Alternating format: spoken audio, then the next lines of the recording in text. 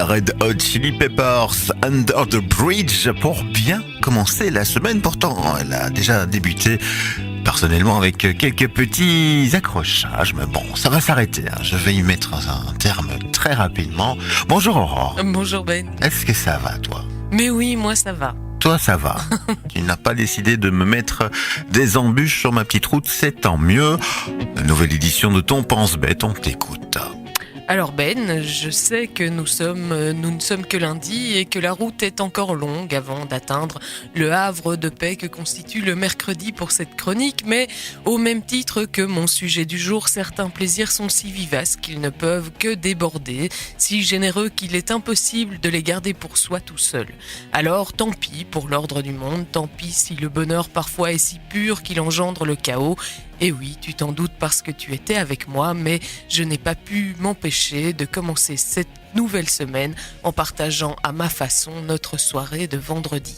Après avoir passé la journée à nous les geler, en ce début d'octobre qui semble décidément avoir décidé d'enterrer une fois pour toutes l'été indien, nous nous sommes en effet rendus à l'atelier rock de Oui, où nous avions, ma foi, bien sympathiquement été conviés par l'un des groupes à l'affiche ce soir-là, Warlus, dont nous avions déjà eu l'occasion de découvrir l'un des titres, Le Grondement du Monde.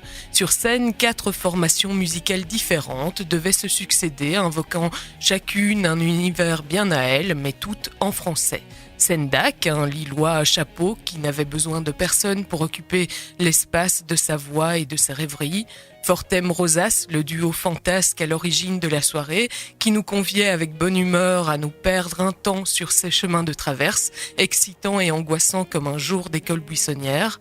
Helios, un groupe namurois lumineux qui pouvait réchauffer de ses rythmes généreux les timides et les snobs, les grincheux et les débordés qui ont toujours mieux à faire. Et enfin, Warlus, dont c'était le premier concert et qui nous a sorti le gros son qui remue les tripes et rappelle pourquoi la musique rend vivant, sans prise de tête mais avec la pointe d'ironie qui fait de toute tragédie un cirque dont nous sommes tous les clowns.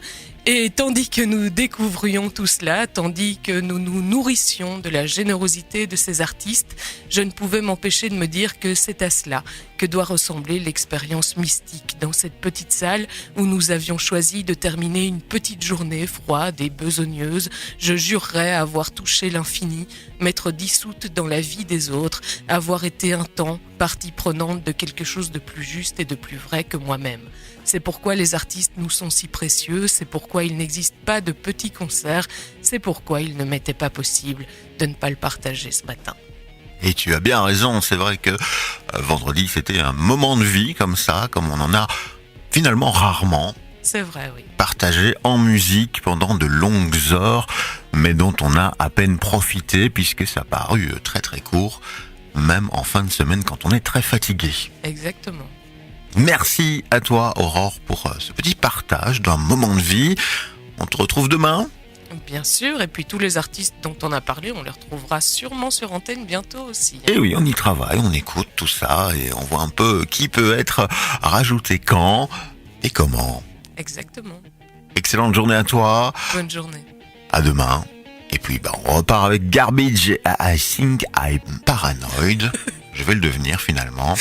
À force. Et puis on retrouvera déjà l'horoscope de Dany. Buzz Radio, juste pour vous. Buzz Radio, juste pour vous. Buzz Radio.